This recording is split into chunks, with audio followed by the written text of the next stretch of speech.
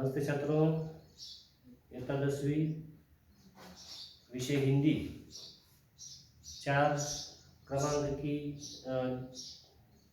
जो यह कविता है मन, यह हमने पढ़ा जो विकास परिहार जी ने लिखी हुई थी।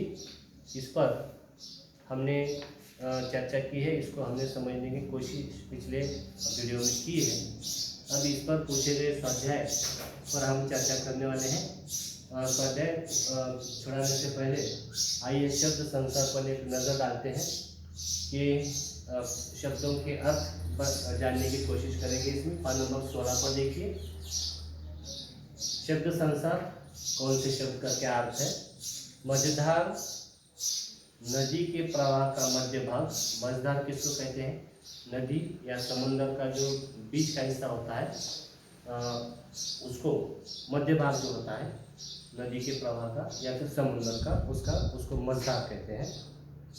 कुंठा, कुंठा का मतलब है घोर निराशा। अगला शब्द है विषाद, मतलब अभिलाषा पूरी न होने पर होने वाला दुख या खेद। विषाद उसको कहते हैं जो कि कोई हमारी आशा होती है, अभिलाषा होती है, इच्छा होती है जो कि पूरी नहीं होती। अब किसी इच्छा का अगर पूरा न, अगर कोई हमारी इच्छा पूरी न हुई तो जो हमें दुख होता है उसे विषाद कहते हैं। जिजीविषा कहते हैं जीवन के प्रति आसक्ति या फिर जीने की इच्छा। जिजीविषा मतलब जीने की इच्छा। ओट का मतलब होता है आड़। अब देखिए, सूचना के अनुसार कृतियां कीजिए, उचित जोड़ियां मिलाइए। अब जोड़ियां हमें मिलानी है। देखिए,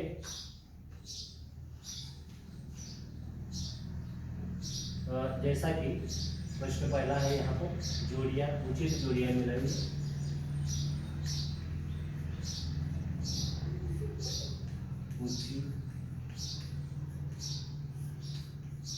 जोड़ियां मिलाइए।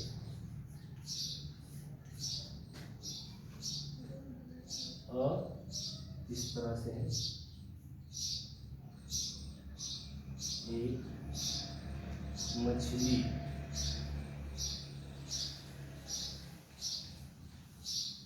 दो गीतों के स्वर,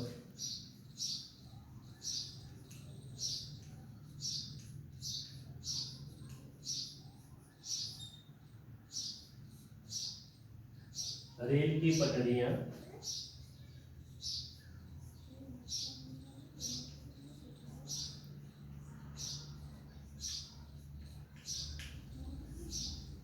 चार आकाश। तो ये जो शब्द दिए गए हैं इसके विशेषण है, कुछ विशेषण है, वो विशेषण हमें लिखना है और यह जोड़ियां मिलाना है। तो इसके शब्द जो है यहाँ पर दिए गए हैं, आपको इसमें से उचित शब्द मिलाकर जोड़ी पूरी करनी है। जैसे यहाँ पर है मौन,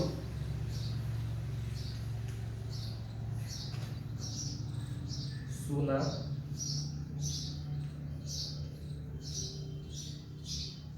प्यासी,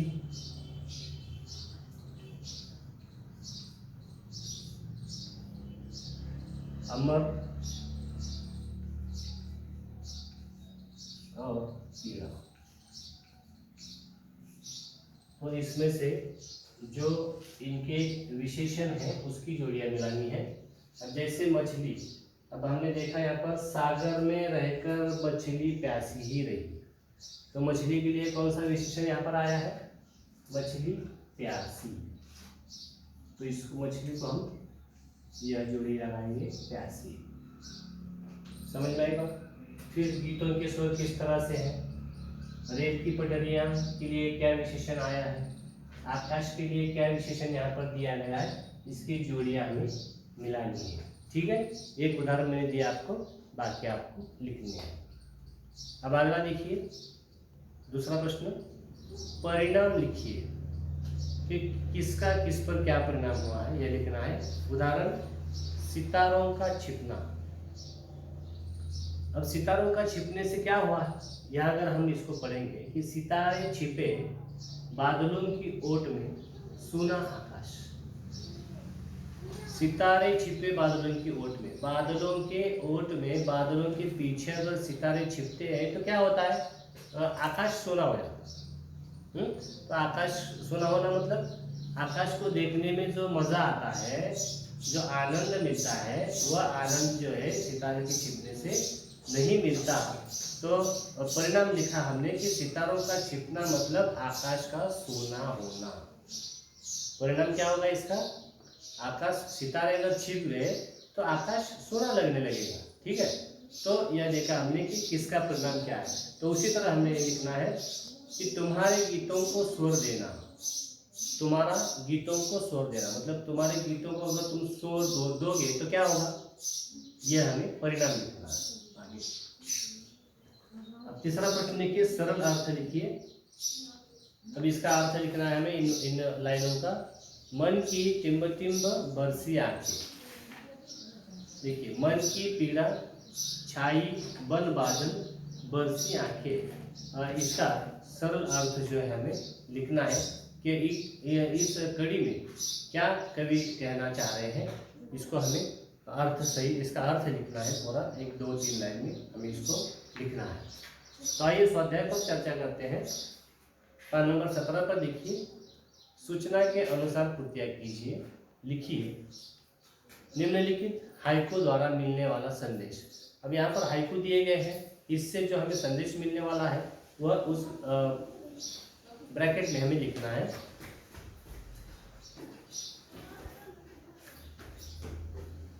कि करते जाओ पानी की मत सोचो जीवन सारा।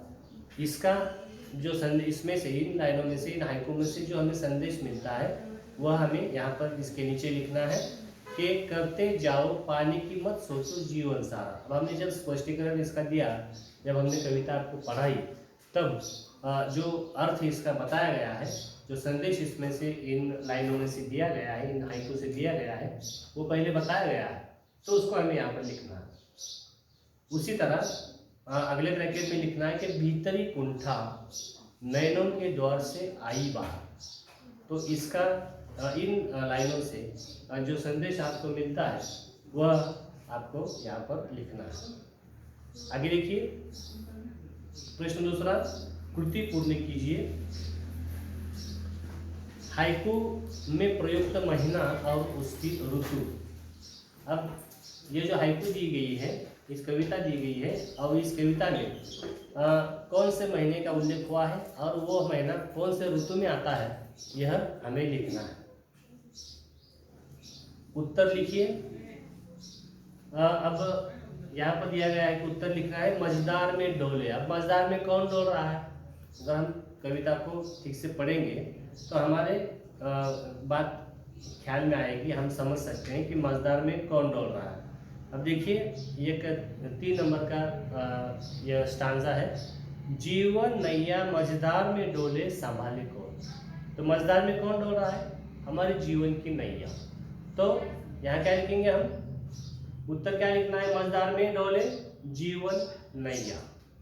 फिर उसी तरह हमें लिखना है कि छिपे हुए। कौन छिपा हुआ है आपको ढूंढना है, धुल गए, धुल जो गया है उसको लिखना है, और अमर हुए, यह भी हमें इसका उत्तर जो है लिखना है। जैसे हमने लिखा है मझदार में डोले को क्या जीवन नैया, जिस तरह से मझदार में डोले। तो आपको बार बार इसके एक उत्तर लिखने के लिए हमको बार बार कविता पढ़नी पड़ने वाली है। हमें कविता पढ़ना पड़ेगी, तो पढ़ना है, बार बार कविता को पढ़ना। निम्नलिखित काव्य पंक्तियों का केंद्रीय भाव स्पष्ट कीजिए। जिसको सेंट्रल आइडिया इंग्लिश में कहते हैं, कि इसका भाव हमें लिखना है कि क्या बताना चाह रहे हैं कवि इस पंक्तियों के माध्यम से।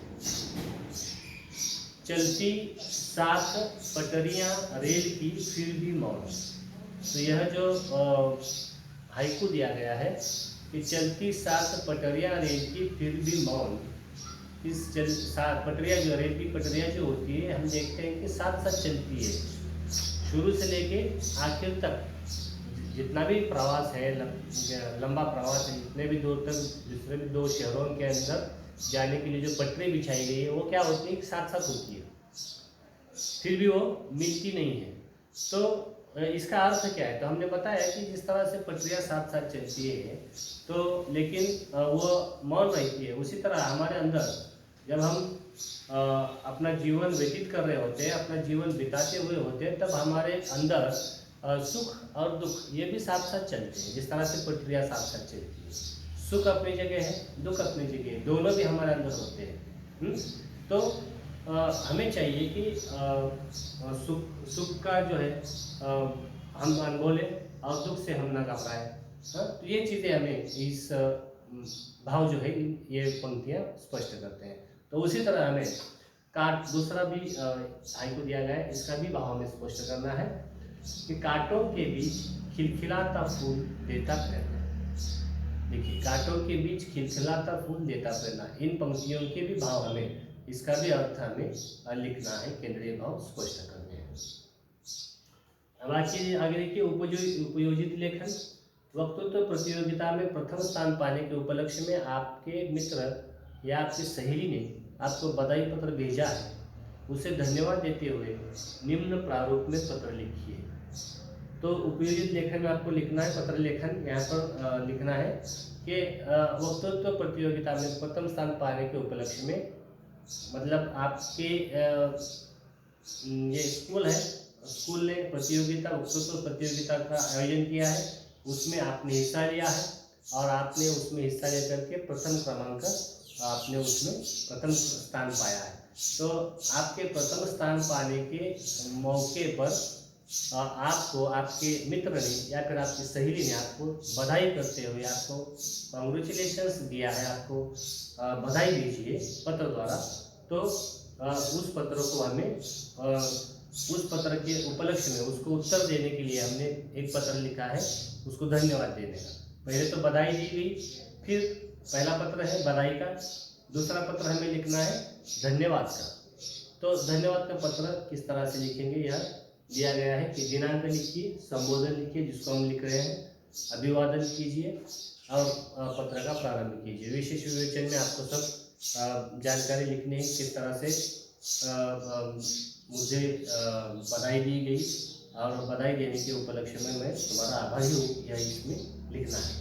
फिर तुम्हारी जो भी है, तुम्हारा नाम लिखिए, फिर पता लिखिए, फिर अब ईमेल आईडी भी लिखना बहुत ज़रूरी हो गया है सब चीज़ों के लिए। तो यह उपयोजित लेखन में हमने लिखना है, पत्र लेखन। तो यहाँ पर हमारा स्वाध्याय खत्म हुआ है। इस पूरे स्वाध्याय को पान नंबर 16 पर और पान नंबर 17 पर जो भी स्वाध्याय दिया है इसको पूरा कीजिए और 1-2 बार कविता फिर से पढ़िए जब तक हमारे समझ में नहीं आती है। और यह हाइकू जो काव्य विधि है इसको समझने की कोशिश करें कि यह किस तरह से लिखा जाता है, और उसी तरह हमें फिर लिखने की कोशिश करनी चाहिए। हमारे अंदर भी एक कवि होता है, हमारे अंदर भी एक लेखक होता है, उसे हमें जागने की कोशिश करनी चाहिए। अगर आपको कोशिश करनी चाहिए कि इस हाइकू के स्टाइल में भी हमें लिखना आता है या नहीं, तो इसका जो प्रैक्टिस है वो कीजिए और कविता को अच्छी तरह से समझकर उस पर दिया गया सब स्वाध्याय जो है पूरा कीजिए। तो रुकते हैं हम यहाँ पर, अगले वीडियो में हम अगला पार्ट देखेंगे। ठीक है।